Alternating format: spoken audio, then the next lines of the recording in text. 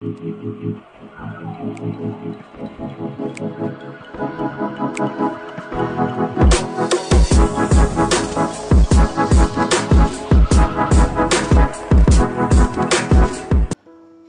soal AKM Matematika untuk materi penyajian data. Di dalam video ini saya akan memberikan data yang saya ambil dari media online terkait penyebaran virus COVID-19 di Indonesia, sehingga datanya merupakan data yang real.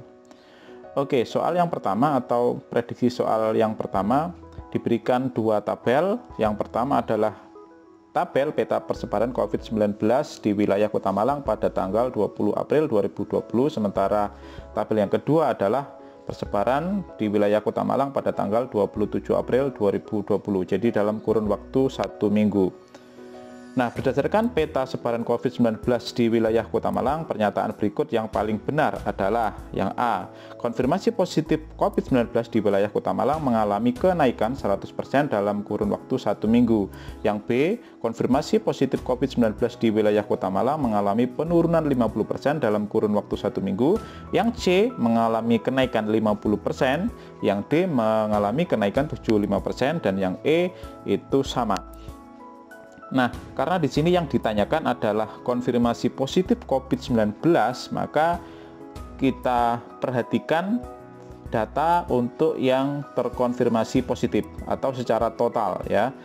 Jadi untuk tanggal 20 April ini secara total konfirmasi positifnya adalah 8, sementara pada tanggal 27 April konfirmasi positifnya adalah 14. Sehingga dari 8 ke 14 tentu akan mengalami kenaikan.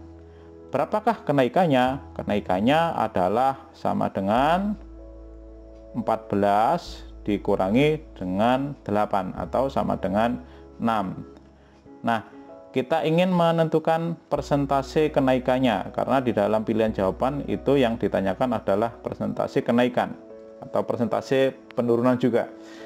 Kenaikannya adalah 6, kemudian kita bagi dengan 8. Jadi 8 ini dari konfirmasi positif data yang pertama atau pada tanggal 20 April 2020.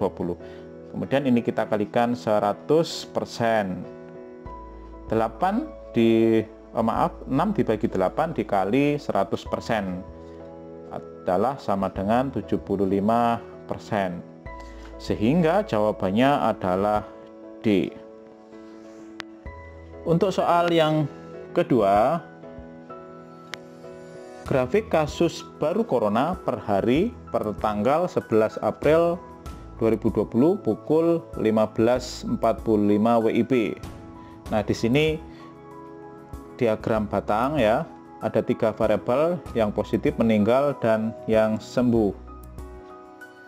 Berdasarkan grafik di samping, manakah di antara pernyataan berikut yang paling benar? Kita lihat pernyataan yang A atau jawaban yang A. Banyaknya kasus kematian per hari cenderung lebih tinggi dibandingkan dengan banyaknya kasus yang sembuh. Kita dapat melihat pada tanggal 1 April. 1 April ini yang meninggal atau yang berwarna merah adalah 21, sementara yang sembuh atau yang berwarna hijau adalah 22. Jadi pada tanggal 1 April itu yang meninggal itu kurang dari yang sembuh. Sehingga kemudian dari tanggal 1 April saja kita sudah dapat memutuskan pernyataan yang A itu salah, karena di sini kematian dikatakan lebih tinggi. Kemudian jawaban yang B, banyaknya kasus sembuh per hari selalu lebih dari 50% dibandingkan dengan kasus yang positif. Kita juga dapat melihat pada tanggal 1 April yang sembuh itu 22, sementara yang positif adalah 149. Jadi selisihnya cukup jauh, tidak sampai 50%, sehingga kemudian jawaban B juga salah. Kemudian jawaban yang C, kecenderungan peningkatan kasus positif adalah karena rendahnya kesadaran masyarakat dalam mematuhi protokol kesehatan.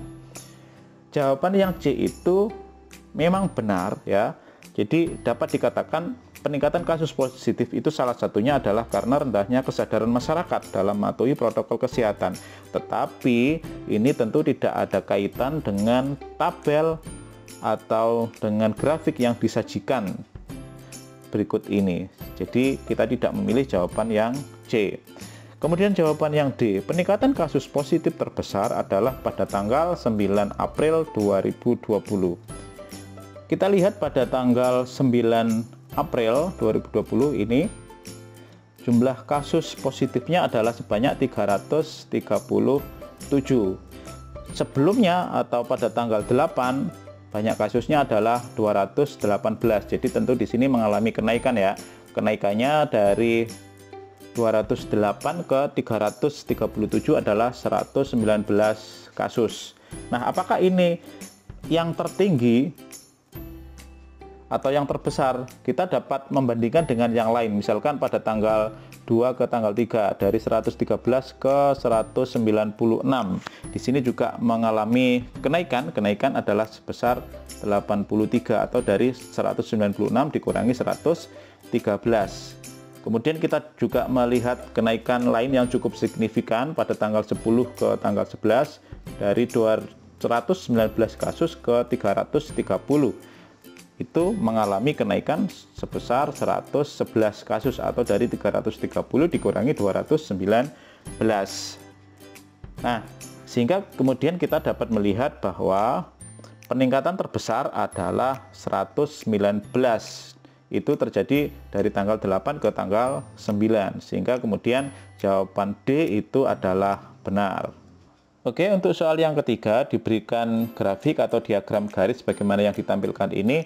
Ini merupakan diagram COVID-19 di Indonesia yang datanya diambil pada tanggal 10 September 2020. Berdasarkan grafik di atas, jawablah pertanyaan berikut. Yang pertama, tentukan taksiran jumlah kasus keseluruhan atau total kasus sampai dengan tanggal 10 September 2020. Berarti 10 September itu yang terakhir di sini. Kita lihat nilainya di sini. Nah, karena yang ditanyakan adalah total kasus itu berwarna hitam. Kita lihat untuk yang berwarna hitam nilainya ada di sini. Nah, di sini. Kemudian karena dari 150.000 sampai 200.000 itu intervalnya cukup jauh, sehingga kita tidak dapat menentukan nilai pastinya. Yang dapat kita lakukan adalah kita menentukan taksirannya. 150.000 ini 160.000, 170.000, 180.000, ini 190.000, dan di sini 200.000. Berarti taksirannya adalah lebih dari 190.000, tetapi kurang dari 200.000. Berarti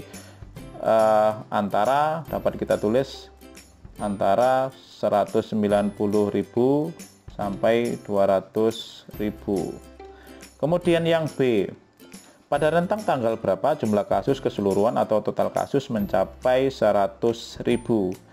Di sini 100.000, kemudian kita lihat perpotongannya dengan garis yang berwarna hitam, kemudian kita tarik ke bawah.